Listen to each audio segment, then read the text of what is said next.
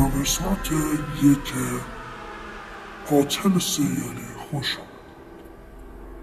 این جان مارسونه، قاتل چند هزار نفر. خوب میشناسیش. خب بچه، ما یک قاتل سریالی هستیم، البته در نقش. به نظر من برای قتل اول باید به بهونه‌ای ورود کنیم به اینجا.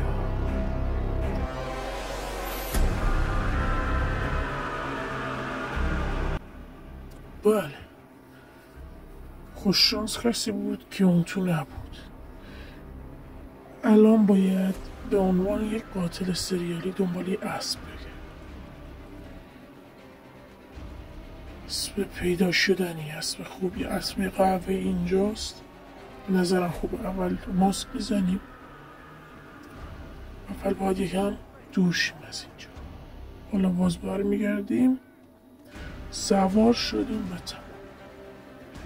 نقش اصلیمون درباره یک قاتل سریالی اینه که هیچ وقت دستگیر نشیم و نمیریم و پولدار بمونیم و اسلحه دار.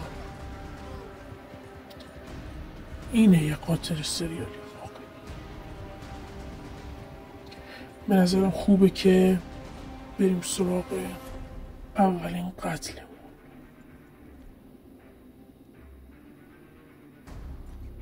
تنها میتونیم گردنشو بگیریم و دست و پاشو ببندیم، بعدش با چاقو به حسابش میرسیم. بله، بگیم دست و پاشو میبندیم به عنوان اولین قتلی که قراره جان مارسون 34 ساله انجام.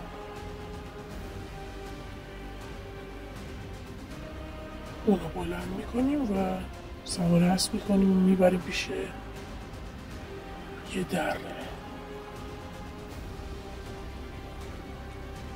اینجا ویدیو سریع کردم که حوصلتون سر نره. خب بمه بالا سرش رو میسیم. اول باید یکم باش حرف ببینیم حرف حسابش چیه و اینه دیگه. اول دست و پاشو باز میکنیم، بعد با چاقو میزنیمش و میندازیمش. این هم از اولین قتل و اولین پایین آمدن درجه. به نظر من این خوبه که دومین قتلمون رو با کشتن یک خانواده در خونه خودشون شروع بکنیم. خیلی خفن میشه اگه خانواده داخل خونه باشن و ما حسابشون رو برسیم. این پارت اول قاتل سریالی است. چاقومون میتونیم استفاده. این خانومه انگار حرف حساب حالیش نمیشه، پس مجبور میشیم چیزایی که دارن بدوزیم و بخوریم.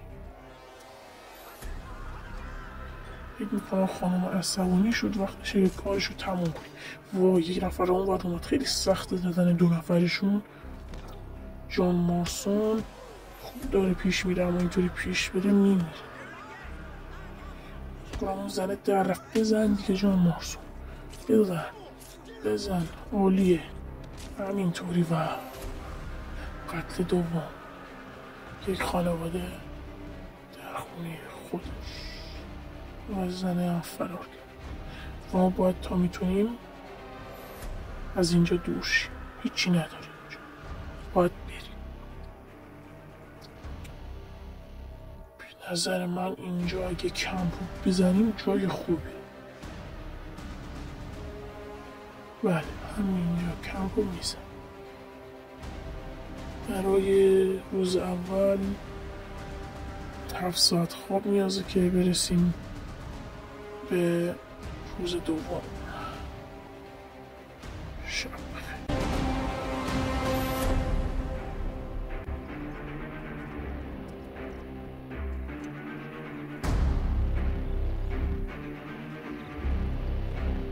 تا اینجا که شکاری پیدا نکردیم، یه دوربینی بیاریم و زوم کنیم ببینیم چه خبر. واو، بله، این آهویه که داخل آبه. گفتم یواش یواش نزدیک شیم و کارشو با دلول خودمون بسازیم و تفنگ‌های جدیدی هم در آینده خواهیم خرید.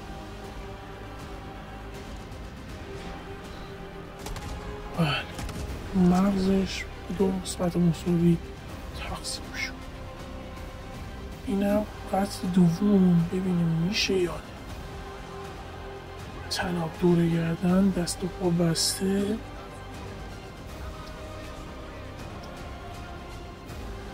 دست و پاشو میبندیم و بوی جدیدی. خب اینم باید دست و پاشو باز کنیم بعد بزنیم، اون موقع بهتر. باز میکنیم دست و پاشو. این هم از این تمام شد. اینم قتل دوم. قتل سوم کم داره اشتباه میشه. چاقوی خونی ولی باید لوتش کن. چیز خیلی خاصی نداشت. یه سیگار و یه پوست مار با یه دونه پوست. به تو میخوره قتل چهارممون باشی. چهارم پنجم میکنم چهارم باشی. چیه میندازی؟ یه سیبه میگه باید اینو با تفنگ کشت. بله، تفنگ رو بده بگیریم روی سرش بزنیم، با دلول هم میزنیم و بعد تفنگ روی زمینش رو برمیداریم. 1 2 3. یا صحنه له شدن سر انسان در ردت.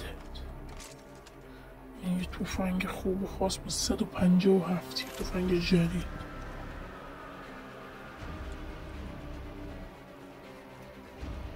امیدوارم که از این فیلم لذت ببرید و پیاله پورت بعدش رو بسازید.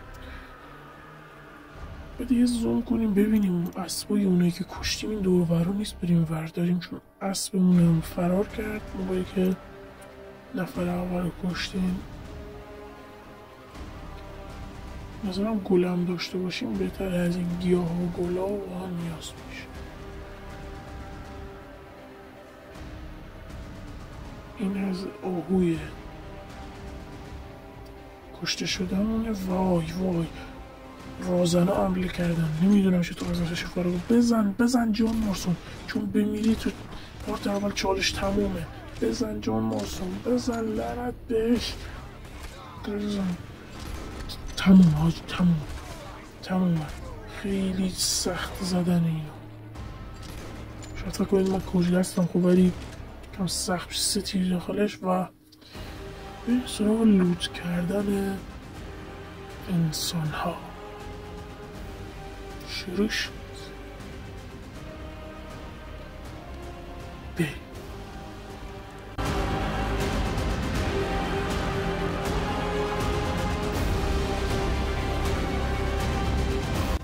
این هم حتی اسبشون هم لوت کردیم. حتی تا پوشیدنی خوب داشت. چند تا مفخور هم میخوام پشت دار بزنم که اولیش که میشه قتل در 12می هم، بعدیش هم باید قانون شیم. باید چند تا تیر بزنیم. وای دارم میمیرم کار تمومه بزدیم. وای نمونده. باید یه فن کشتیگیری بزنمش مثل نقل معمولی. بله بمیر. من قاتل سریالی فکر کردی به من میگم قاتل خاموش. این هم لوت میکن.